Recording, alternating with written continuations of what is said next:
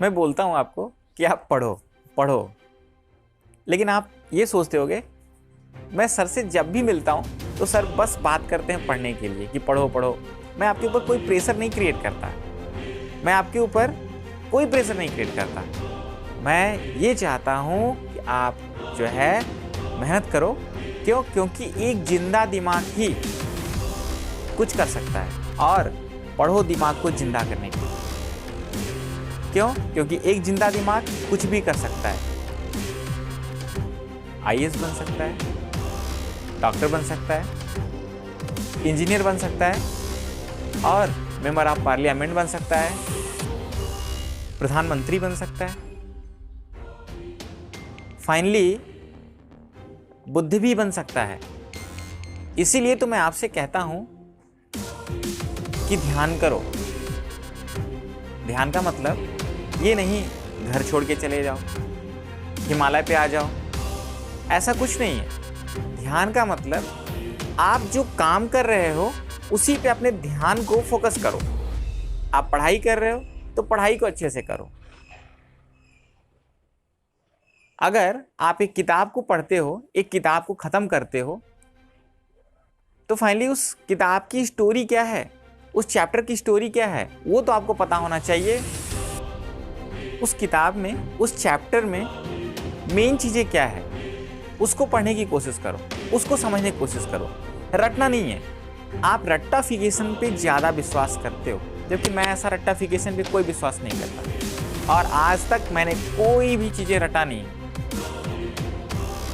हजारों लोग मेरे पास आए और कहा सर मैंने 11th की एनसीईआरटी ख़त्म कर लिया है, मैंने 12th की केमिस्ट्री पढ़ लिया है, मैंने सर ये सिलेबस ख़त्म कर लिया, वो सिलेबस ख़त्म कर लिया। तो मैंने उनसे कहा जाओ, अगर आपने ख़त्म कर लिया है तो एक बार रिवीजन करके आओ।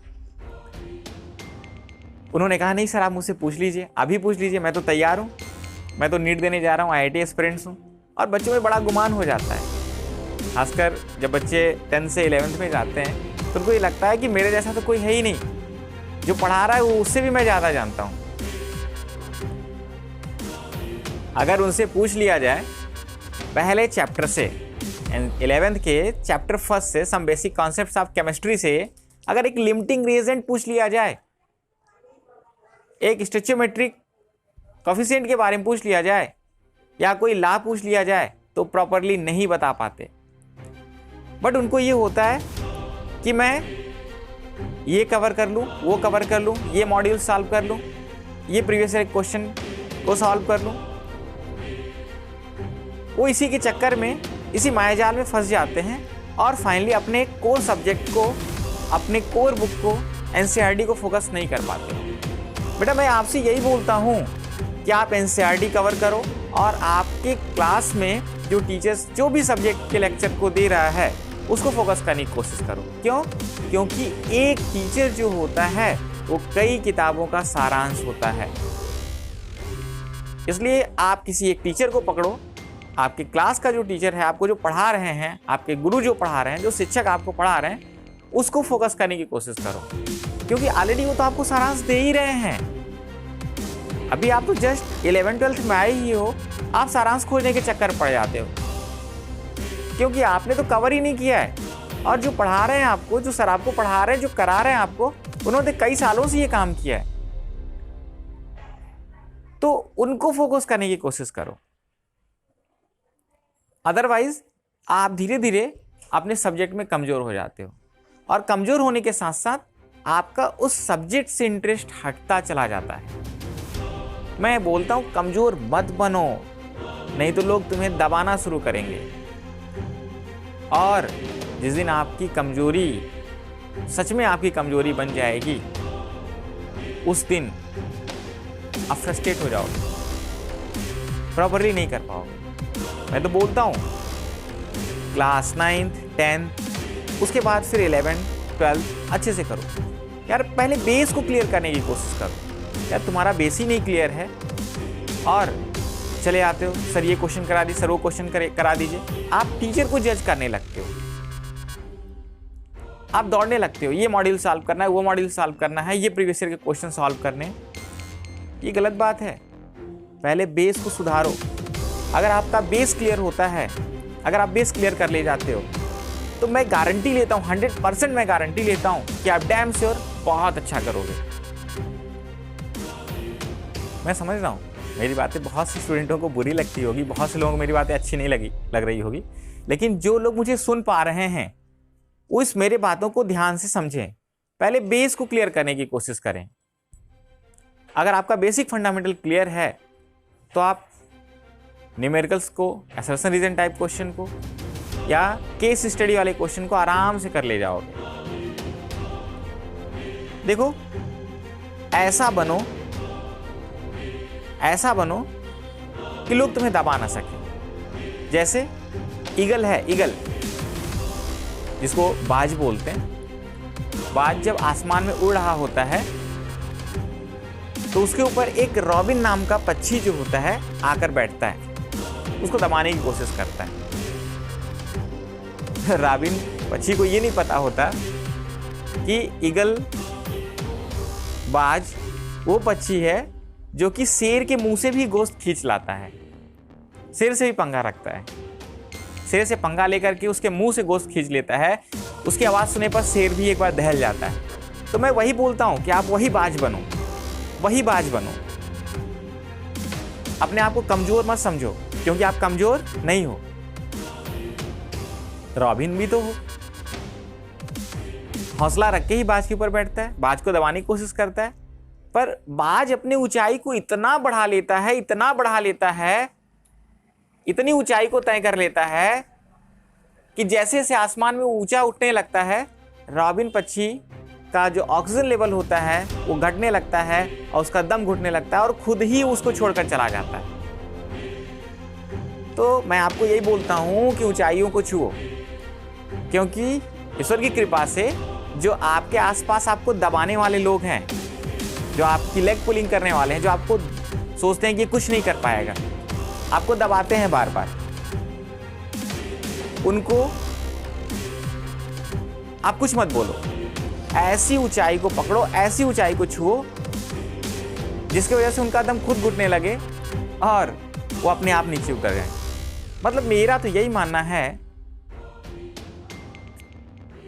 ऐसे करो कि जो हाथ उठाना चाहते हैं आप पे, बस उनके हाथ आपके पैर तक ही पहुंचे। मुकाम को हासिल करो। एनसीईआरटी पे कमांड बनाओ। 10 लेक्चर नोट्स तैयार करने की कोई ज़रूरत नहीं। आप पजल्ड हो जाते हो, फिर आते हो मेरे पास, सर कैसे करें कैसे करें। मैं यही आपको बोलता हूँ, 10 लोगों के चक्कर में, 10 किताबों के चक्कर में मत पढ़ो। एक ही किताब को 10 बार पढ़ो। अगर एक किताब को आप 10 बार पढ़ लेते हो तो मैं गारंटी लेता हूँ आप उसी पे कमांड बना लोगे और वही सब्जेक्ट, वही टॉपिक पे आप खुद मास्टर हो जाओगे। अब बोलते हो सर याद नहीं हो पाता, या आपसे कोई क्वेश्चन पूछ लिया जाए, मान लो मैं पूछ ही लेता हूँ आपसे, एक छोटा सा कोई क्वेश्चन पूछ लेता हूँ कि पर्किन रिएक्शन बताइए, फ्रीडल क्राफ्ट, एल्काइलेशन में एसाइलेशन में क्या फ़र्क है वो बताइए। आप नहीं बता पाते, बोलते हो सर हमने रिवीजन नहीं किया है। यार मेरे भाई, तुम ये बताओ मुझे कि जब आप कोई गाना सुन लेते हो, आप कोई भी गाना सुन लेते हो, शादी में जाते हो, डीजे पे कोई भी गाना सुन लिया, क्या उसकी कोई रिवीजन की जरूरत होती है? आपने उसको रिवाइज किया है कभी? वो तो आप गुनगुनाते रहते हो, बताते रहते हो। ऐसा क्यों है? सोचा? उससे आपके दिमाग को रस मिला और वो रस से आपको आनंद आया, और जिसकी वजह से वो क्या होती है, आपके परमानेंट मेमोरी में सेव हो जाती है। जैसे कंप्यूटर में डाटा सेव होता है ना, वैसी चीजें हमारे दिमाग में भी सेव होती हैं। इसलिए जब पढ़ो तो आनंद लेकर पढ़ो, समझकर चीजों को पढ़ो, जिससे रस मिले, उसको बार बार पढ़ो। आप तो यही करते हो, सर एक बार पढ़ लिया, 2 बार पढ़ लिया, 3 बार पढ़ लिया, चौथे बार मुझे सब कुछ आता है। ये सबसे बड़ा आपका भ्रम होता है।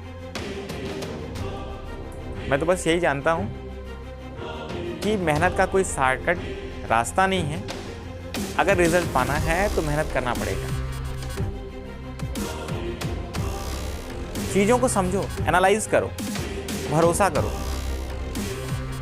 अपने आप पर, आप जो किताब को पढ़ रहे हो उस पर, और आपको जो पढ़ाने वाला है उस पर। अदरवाइज आप ऐसे ही गोल गोल घूमते ही रह जाओगे।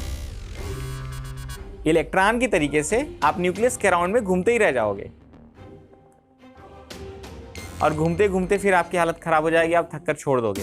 अगर कामयाबी पाना चाहते हो, कोई भी एग्जाम को क्रैक करना चाहते हो, तो पहले एनसीईआरटी पे कमांड बनाओ और एक लेक्चर नोट्स तैयार करो जिस टीचर से आप पढ़ते हो, और उसी को बार बार रिवाइज करो। अगर आप ऐसा करते हो तो फिर आप बोलोगे पुष्पेंद्र सर आपने सही कहा था। मैंने देखा है, कई पिछले सालों में देखा है, हजारों लोगों को मैंने ऐसा एक्सपेरिमेंट करके देखा है, जो हमारी बातों को माने या इस बताए हुए रास्ते पे चले, उनको सफलता निश्चित मिली है। तो मैं चाहता हूं कि आप भी सफल हो, आप भी सफल हो, और अपनी सारी ताकत अपने पर लगाओ।